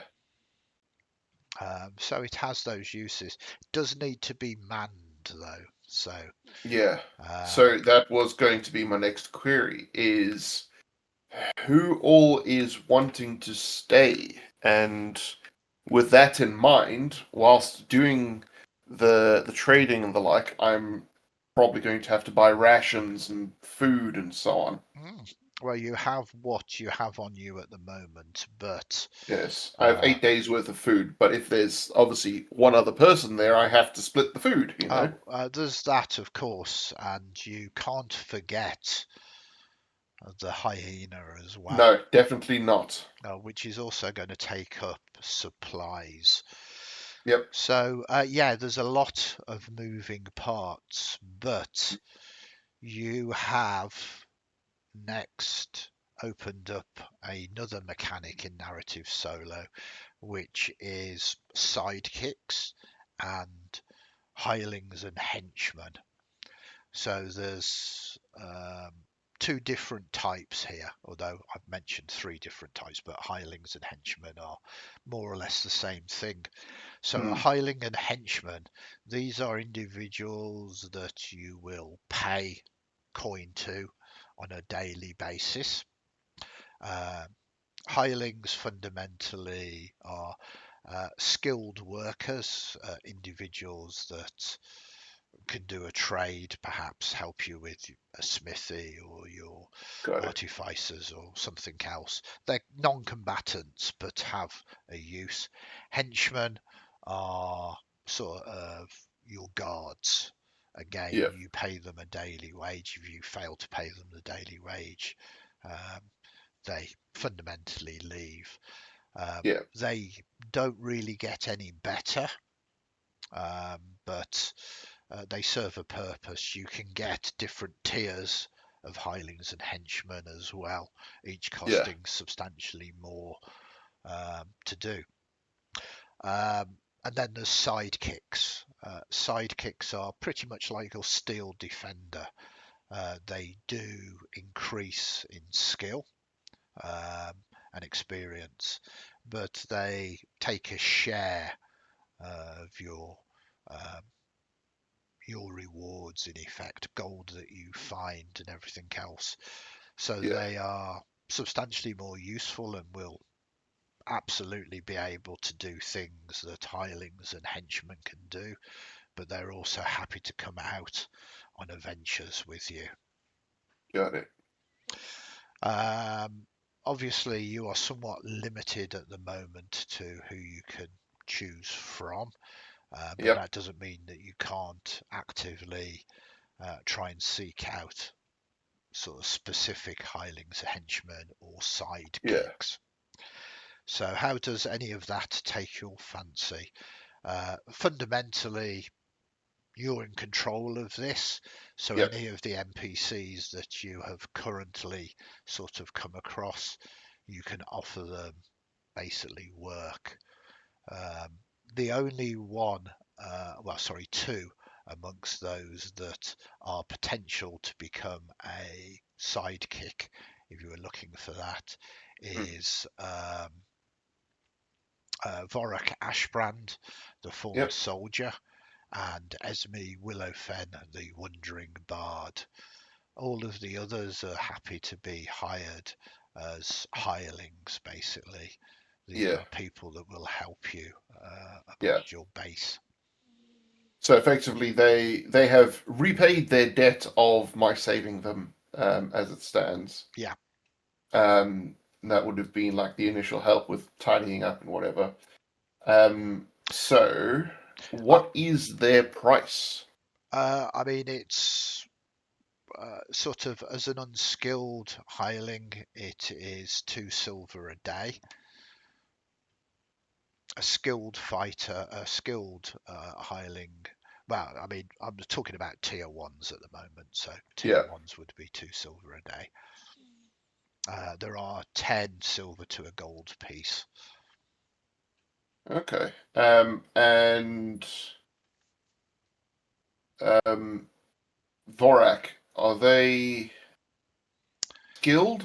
Would they cost more? No, no, all of these are what would be considered tier one. They got captured by a band of Yeah. yokels. These are not powerful adventurers Yeah. in the slightest. I mean, Vorak, you could hire as a henchman. He would act as a guard, cost two Yeah. silver a day, or you could hire him as a sidekick. And if you hired him as a sidekick, he would, in effect, uh, act as half of your level, rounded Yeah. down. So he would be a second level fighter until you hit level 6, and then he would become a third level fighter. So they would level up. Okay. So I kind of like the idea of having the bard, um, purely because out of game, above table rather, I've seen bards can be quite helpful. Oh, Um, absolutely. uh, Um, and what is nice about this mechanic, again, it's a narrative, so they will have their own agendas and personalities, yeah. but they are 100% on your side. A bit like your steel defender, they will do Yeah. everything they can to help you, and they won't turn upon you. That's the point of them being sidekicks, as it were. Really, Okay. think of the classics, Batman and Robin, etc., etc., etc. Yeah. Yeah. Okay. So I would like to do three things. Yes, of course. Firstly, I would like to initially hire Vorak and Esme as uh, hench As henchmen. hirelings and henchmen, yeah, Yes, because I yeah, believe they will just stay in the base, and that's yeah, yeah. kind of what I need for the moment. Uh, Absolutely. Um, so could it be that we utilize that they become sidekicks if I need them outside of the cave, but for the interim, they would remain in the cave or around the cave or whatever to assist with the. Absolutely. I mean, at the moment they are tier one henchmen and hirelings. If you decided to take one of them with you, you wouldn't pay them their daily wage. Yeah, You would pay them a share of the events you went on, and their stats would change slightly because they would become a sidekick. yep, And uh, it's not set in stone. You can always, the apprentice, you are fired. You can let them go. yep. You can decide you don't want to adventure with them anymore, etc., etc. Mm, You can basically build up a stable of yeah, individuals that you have met. awesome. So yeah, I'll take those as henchmen, hirelings, Mhm. on a combat perspective. Yeah, So obviously, I would liaise with them as to which one has the best eyesight for seeing off into the forever never. well, Um, they do come with flaws as well, of course. yeah, In my description of Vorik Ashbrand, one of his eyes is clouded from an old wound, and yeah, yes, my my vision isn't particularly the best, um, but I would certainly do my best for you. Whereas Esme says, I don't mind. I could go up to the tower, perhaps compose a few tales whilst keeping a lookout. The view is quite charming yeah, certainly from is. there. Um, yeah, I would very much go for that. That Esme would be on on the lookout, because if I recall correctly, tieflings have dark vision as well. They do, but again, dark vision is particularly good. It's 60 feet. Uh, Yeah, yeah, uh, fundamentally, dark vision, I believe, is really seen as a sort of everybody can see everything really clearly yeah, if you have dark vision. The reality is, I think, even in my vision of a fantasy world, um, a lot of times if you are moving around a dark forest and you're not trying to hunt or remain hidden, you would have a light because dark vision yeah, doesn't necessarily pick out all of the details, things that you need to see. yeah, Plus, yeah, there's also a degree of comfort, even in the races that have dark vision, of having some kind of light source. yeah. No, for Um, sure. so it's useful. Don't get me wrong, Hmm. but it's not something that is a sort of deal breaker, if you know what I mean, for someone having a look out. Yeah. So I'm just trying to. So I'm just going into the notes for the different things. So we will have. Why I can't edit the spiral watch. What do you mean you can't edit it? What do I, you do? I wanted to add some notes in to Okay, say that uh, Esme was yeah, in the perfect. spiral watch. The reason for that is if you look at the thing on the top row, there is the little locked icon. If you unlock, Ah, there we go. Got then it. you Thank you you. should easily be able to edit. You put it into the notes. Yeah, yeah, will be. Okay, there you go. Um, It's okay for people watching. I can put these up on screen for people so they can see you actually editing it in real time, which is, I think, yeah. cool. There we go. Sort of. I don't know how to make the funny E. Uh, Don't worry. You can let's cut see. and Can paste I? it if it Oh, there it needs. goes. You've done it. It, yeah, it didn't copy for whatever reason the first time I tried. So, uh, Perfect. come on. Sorry, I'm now unable to edit again, which is being really annoying. Did you just paste it in? What would you want me to paste? Oh, I haven't pasted anything. that is so weird. I pasted, and then it took a good sort of 30 seconds to actually do anything. Uh, Anyway, so I'll have Vorik in the Moorgate. yeah, So they will be. Wow, this is a bad user interface. So they will be there guarding the front, so that they don't need their eyesight in that initial. no, absolutely. Uh, but he's also aware of the potion for extra strength and so on. So he knows to defend that. Do I know, or can I find out rather what weapons they will be using, and if they need sort of improving and so on? They come with basic equipment, so you basically see that in effect. Let us call this up for you. Uh, boom, boom, boom.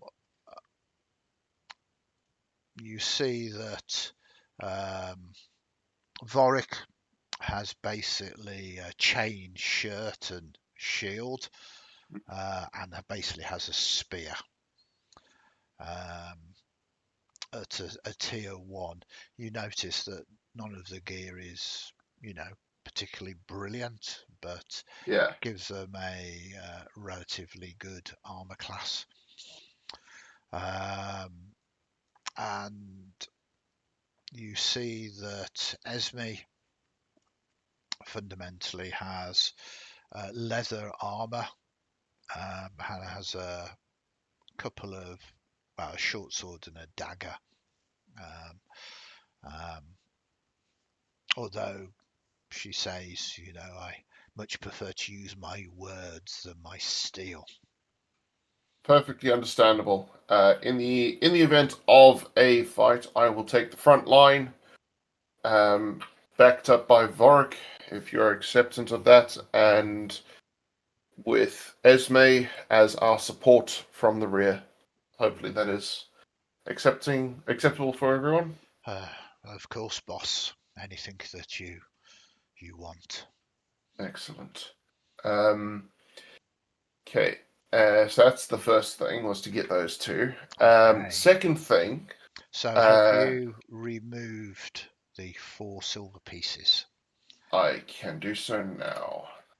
I wasn't sure when to do that, so it's going to be interesting trying to keep track of that because it's a daily thing. I will remind you.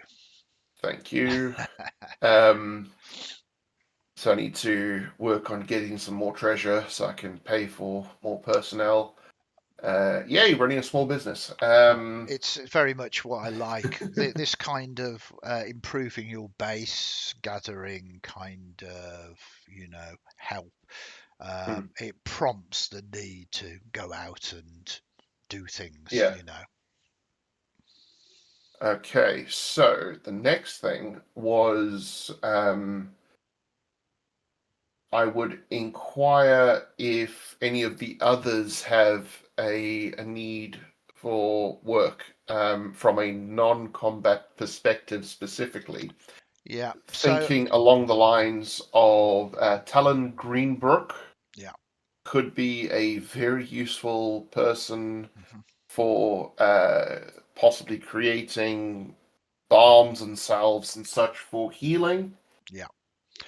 So, to clarify, all the NPCs that you've currently met, the reason for me mentioning them is they're all hireable. Hmm, So there's no kind of like, oh no, I'm too busy. yeah, You can hire them because they are available. Um, they're not necessarily going to directly be able to suddenly make, powerful sort yeah, of yeah, potions, but them combined with your crafting areas yeah, will allow crafting. And I mentioned at the start of this session those clocks, Yep. those segmented circles that can tick down. They can, in effect, if you start with your artificer skill of crafting something, for instance, Hmm. they can carry on having them ticking down Yeah. whilst you're away from the base. So, you basically Yeah. are the lead. The last thing that we want is for all of these NPCs to become dominant in your Yeah. story. So you are the lead, the protagonist, but all of Mm. these allow things that you've started to continue to be done. Does that make sense? Excellent. Yes, it does. That's thank you. So, point of curiosity then, what would the halfling twins do? They are halflings, sort of young troublemakers. Um, they are inquisitive. Um, I mean, imagine urchins. Anything that Yeah. an urchin could do, you could get them to maybe gather berries in the woods. You could get them to move messages around, um, Yeah. etc., etc. They are Okay. not particularly skilled, but you could instant take one of them under your wing, and actually Yeah. they could become a young sidekick of yours as well. Mm. So again, open to interpretation and imagination. Yeah. Um, should you need Okay. to Oh, use them? okay. I'll hold off on those for the moment and just so keep them in mind. Just to clarify as well, it was it Mira and Kel that were the twins? That is correct, I think. I'm just Okay. having a look. Yeah, Mira and Kel Thornwhistle. Hmm. They are the niece and nephew of the innkeeper Yep. from Ember Root Hollow. Yep. Got that one. Cool. All right. Well, we'll keep hold of the information for the moment.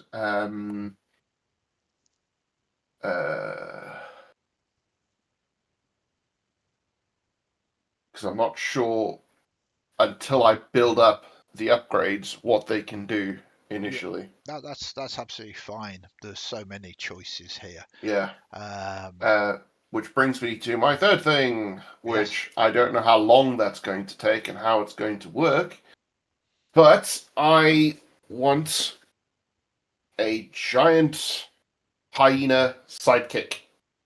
okay, yeah. So you can Uh, do this. The giant hyena is um, trainable, just like the other NPCs. It obviously has its limitations as it being a beast rather than a sentient creature. But you can certainly train it, and if you choose it as the sidekick, um, it basically does level like yeah, as discussed before. So I'm not overly keen on the Ranger Beastmaster archetype, so I've been sort of home brewing that yeah, as a sidekick. Um, so you can simply do this without creating obviously an area of fundamentally beast pens um, in your thing. Um, you've already shown it a degree of kindness beyond that of yeah. what the Knolls have done. Hmm. So it is absolutely open. There's no mechanics to do this other than above table you say I want it to be my sidekick, in which Yeah. case it does. Um, you will still need to share in effect things with it Okay. as per the other sidekick rules. So in effect, sort of there is a division of things that you find. This Yeah. is rationalized, I guess, as it has a voracious hunger, and simply Yep. feeding it your fallen victims is not going to be good enough. No, it's This, going to want fresh produce and so yeah, on. absolutely, and the very best of the best, and this Hmm. costs, in effect, half of your money if you want him as a sidekick. Okay. Uh, So and were just I to have three, sorry, yeah, were there to sorry, be three of us, would it be thirds? yeah. Like, is it equal split? It's equal split, but just to Okay. clarify, so you can Yep. have multiple sidekicks, but Yeah. the amount that you get diminishes as you share it amongst everybody Understandable. Yeah. else. So what I would like to be able to do at some point, Hmm. I don't know if it's right now, but I would like to work towards being able to use the giant hyena effectively as a mount and a battle steed because I'm pretty certain that thing's going to have a gnarly bite on it. Mm, okay, very good. So obviously I'm Okay, aware that there is a clock, so I don't know. okay, I like this, but I think this is going to take time. You can turn it into your sidekick immediately. Mhm.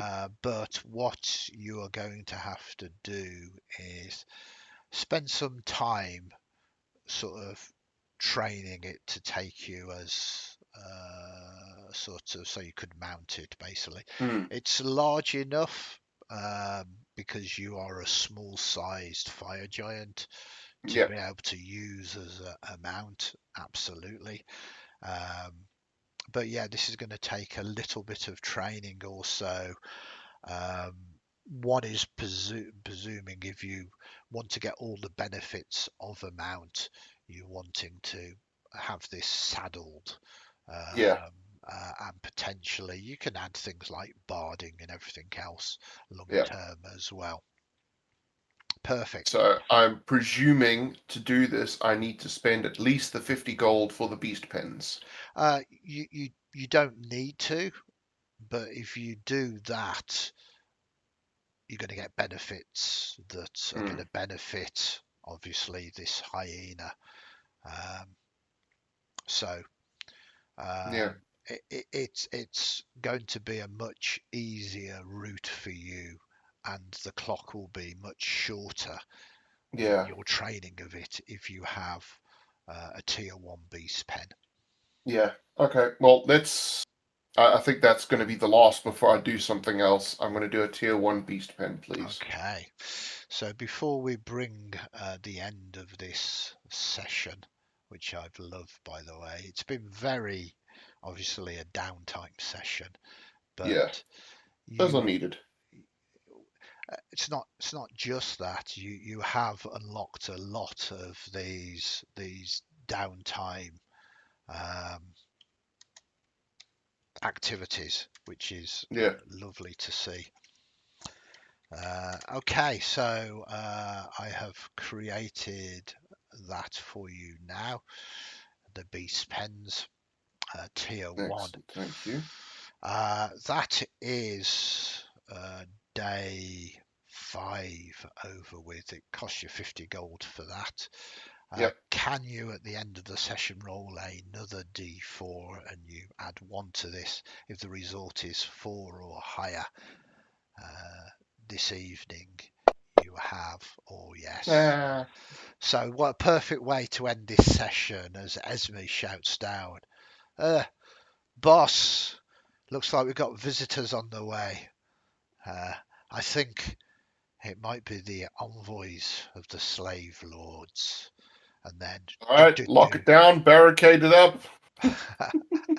You are all prepared. We'll go straight into the encounter with them next Mm, session.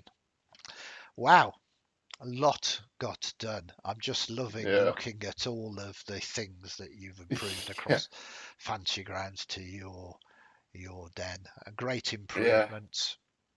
Um, And I still have 50 gold in the vault for backup funds to make sure that I can keep hold of my staff and so on for as long as possible, Absolutely. as well as my own funds on my person. I'd need to work out what the others could do to help. Um, I don't know what the mechanics are like. Can they be used to make value? By Uh, that I mean, could I hire, say, Herrick Mossborn, the lumberjack, mhm. and Brune Oakmantle, the carpenter, to have the lumberjack harvest the forest that is right outside the front door? Because it would be very useful to have a nice clear opening from a strategic perspective, um, so that I can see that nobody's trying to sneak up to the front door, um, as well as then using the carpenter and so on to make things like A- trinkets or whatever to then sell. Absolutely. The design specifically of this, with you being an artificer, um, is that you can lean into all of these. All of these NPCs are tier one. It's Yeah, not going to be particularly brilliant, um, but uh, there is a mechanic to upgrade these to better people, yeah, more experienced people, I should say, um, or this smattering of small numbers NPCs are the only ones that you've just rescued. yeah, There is a much wider world out there yeah, where yeah, you can go and seek out true experts. Um, just so you're aware, obviously, you as a player character are very much unique in this environment, and certainly as you level up, you yeah, become the very best of the best. Finding other people of your experience becomes progressively harder and harder and harder.